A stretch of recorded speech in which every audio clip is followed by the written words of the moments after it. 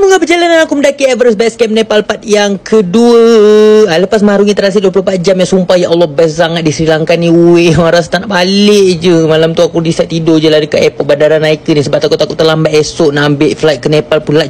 Tidur je lah mana-mana. Aku time ni yang penting jangan tengah jalan sudah macam weh. Alhamdulillah bangun awal pagi aku time ni dah pukul 6 gitu kan. Pergi basuh muka, tukar baju and then pergi solat subuh dekat surau airport ni. Jangan tanya mandi lah. Mandi nanti bila dah sampai Nepal lah. Lepas tu settle terus masuk boarding. Tak ada tunggu dah. Duduk je kat sini kat gate ni tunggu flight kan. Sambil main Candy Crush level 1500. Sumpah power gila aku main game. Lepas tu dalam pukul 8 terbang sudah aku ke Nepal.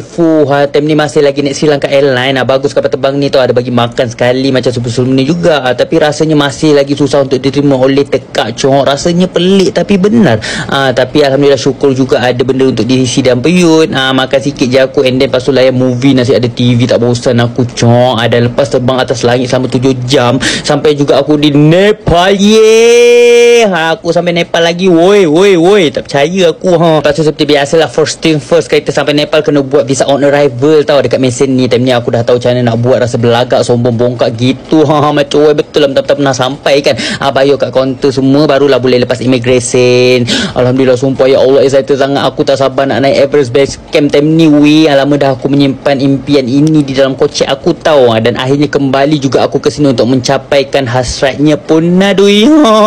Lepas tu aku naik motor ojek untuk ke Pekan Tamil lah. Ini aku senang je order dekat apps InDrive. Kejap je dan murah sekali 2 kali 3 kali lah harganya. Macam ni lah suasana bandar Kathmandu. Macam kembali ke zaman 90 rasanya tau. Design bangunan-bangunan lama dengan banyak wayar kusuk-kusuk kiri kanan jalan ni semua biasalah macam aku pernah datang sebelum ni sama. Cuma kali ni yang lainnya udara kat sini aku dapat rasakan makin tebal tau. Debunya berterbangan. Batuk baik kali aku cok. Sampai sudah. Makasih abang motor hantarkan aku. Sentiasa berhati-hati di jalan raya dan ingatlah orang yang tersayang okey. Dan inilah dia Pekan Tamil. Benda pertama yang aku nak cari adalah makan dulu. Lapar sangat perut ni. Dah banyak kali bunyi lagu macam-macam tau. Aku nak cari kari ayam sur.